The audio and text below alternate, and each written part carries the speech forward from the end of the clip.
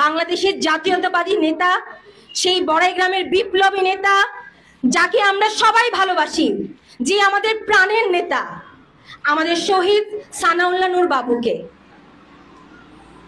দলের প্রতি তার দায়িত্ববোধ, জনসাধারণের প্রতি তার ভালোবাসা সত্যি সত্যি ছিল অসাধারণ।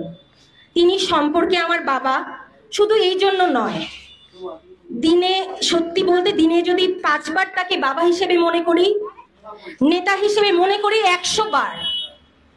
কারণ আমরা বড়াইগ্রামবাসী জানি যে আমরা কি হারিয়েছি, আমরা কাকে হারিয়েছি। আমি যখন কোনো কেন্দ্রীয় প্রোগ্রামে যাই, কোনো অনুষ্ঠানে যাই, মানুষ আমাকে বলে তোমরা শহীদি পরিবারের সন্তান।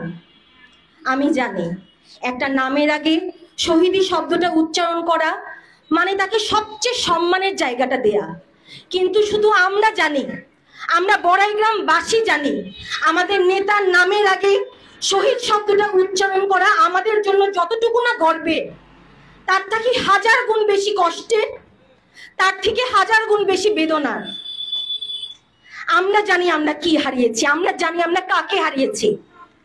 সানাউল্লাহ নূর বাবু মারা যাওয়াতে শুধু বাবুর সন্তানরা এতিম হয়নি, এতিম হয়েছে পুরো বড়াইগ্রামবাসী। আমরা হারিয়েছি আমাদের অভিভাবককে, আমরা হারিয়েছি আমাদের ছায়াকে, আমরা হারিয়েছি আমাদের প্রাণপ্রিয় নেতাকে।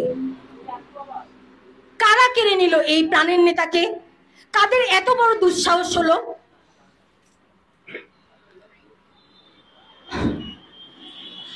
মানুষ বলে যে একটা মানুষকে ভালোবাসা খুব সহজ, কিন্তু ঘৃণা করা কঠিন। কিন্তু আমরা ঘৃণা ও ধিক্কার জানাই স্বৈরাচারী সরকারের সেই সব নেতা কর্মীদের, যারা রাজনীতির নামে করেছে রক্তের রাজনীতি, রাজনীতির নামে করেছে চাঁদাবাজির রাজনীতি, রাজনীতির নামে করেছে অন্যায়ের রাজনীতি।